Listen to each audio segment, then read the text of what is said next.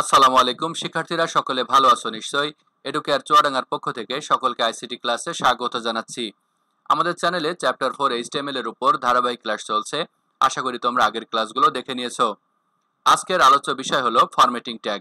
Web পেজকে দৃষ্টিনন্দন করে উপস্থাপন করতে বিভিন্ন রকম ফরম্যাটিং ট্যাগ ইউজ করা হয়।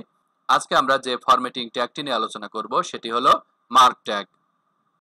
আমি টেক্সট এডিটর ও ব্রাউজারটি ওপেন করে নিচ্ছি। I am learning HTML, it's very easy এই প্যারাগ্রাফটা কপি করে নিচ্ছি, সেভ করে নিচ্ছি, রিফ্রেশ করছি।